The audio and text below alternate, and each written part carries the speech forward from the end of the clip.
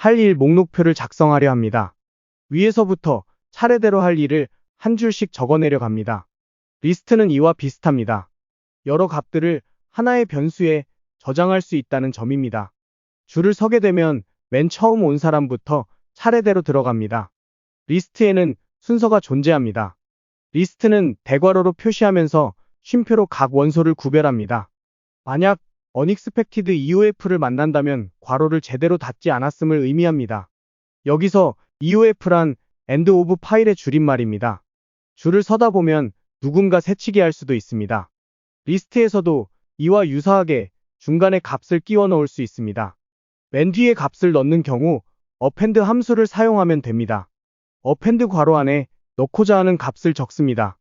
리스트 이름 .append 소괄호를 순서대로 적습니다.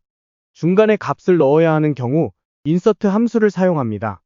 insert 괄호 안에 인덱스로 표현된 위치와 넣고자 하는 값을 적습니다. 리스트 이름 .insert 소괄호를 순서대로 적습니다. 특정 위치의 값을 지우고 싶을 때 del 함수를 사용할 수 있습니다. del 리스트 이름 대괄호 열고 지우고자 하는 위치의 인덱스를 순서대로 적습니다. 특정 값을 지우고 싶을 때는 remove 함수를 사용합니다. remove 소괄호 안에 지우고자 하는 값을 적습니다. 값을 지울 때는 del 함수를 추천합니다. remove 함수는 del 함수보다 연산량이 많아 아주 긴 리스트를 다룰 때 느려지기 때문입니다. 리스트에는 순서가 있으므로 정렬도 할 수 있습니다. 숫자로 구성된 리스트를 정렬하면 오름차순으로 정렬됩니다. 문자열로 구성된 리스트의 경우 사전식 순서로 정렬됩니다. insert 함수를 배우면서 잠시 나왔던 인덱스에 대해서 더 알아보겠습니다. 인덱스를 이용하여 값에 접근하는 방법을 인덱싱이라고 합니다. 인덱스의 특징은 0부터 시작한다는 점입니다. 그렇기에 마지막 인덱스는 전체 원소 개수보다 하나 작은 값입니다. 방금의 리스트에서 숫자 5란 값에 접근하려면 인덱스 1을 알고 있어야 합니다. 리스트 이름 대괄호 열고 인덱스 위치 순서대로 작성함으로써 해당 값을 가져올 수 있습니다. 인덱스를 거꾸로 볼 수 있습니다. -1이 맨 마지막 원소를 나타냅니다. 차례대로 왼쪽으로 한 칸씩 옮겨가며 1씩 뺄셈합니다. 즉기 예시에서는 1번째 값과 -4번째 값이 동일합니다. 거꾸로 된 인덱스로 접근하니 A, B, C 순서가 반대로 출력됨을 확인할 수 있습니다. 인덱스 에러 중에서도 인덱스 아웃 오브 레인지를 맞닥뜨린다면 리스트 범위를 벗어난 인덱스를 사용한 게 아닌지 확인해 보세요. 현재 라인 리스트는 원소가 3개뿐이라 8번째라는 값이 존재할 수 없기에 이 에러가 떴습니다. 즉, 전체 원소 개수보다 작은 인덱스를 사용해야 합니다. 전체 원소 개수는 len 함수를 사용하면 됩니다. len은 length라는 단어의 줄임말입니다.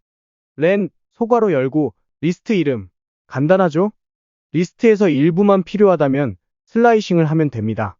1번째부터 2번째까지 필요하다고 하면 원소 3과 5가 나오는 것처럼요. 슬라이싱은 인덱스를 적는 자리에 콜론을 적습니다. 콜론 앞뒤로 시작 지점과 끝 지점을 적고요. 주의할 점은 마지막 인덱스의 값은 포함되지 않는 것입니다. 1부터 2까지 슬라이싱을 하면 2개가 아닌 한 번째에 위치한 3이라는 값만 출력됨을 확인할 수 있습니다. 처음부터 시작할 때 꼭 0을 적지 않아도 됩니다. 비워두면 자동으로 처음부터 시작합니다. 마지막도 마찬가지입니다. 비워두면 끝까지 출력합니다. 이미 저장된 값을 변경하는 방법도 알아보겠습니다. 세 번째 줄의 코드는 0번째 값을 x로 변경합니다. 출력 결과 맨 앞에 원소가 a에서 x로 변경된 것을 확인할 수 있습니다. 슬라이싱으로도 변경할 수 있습니다.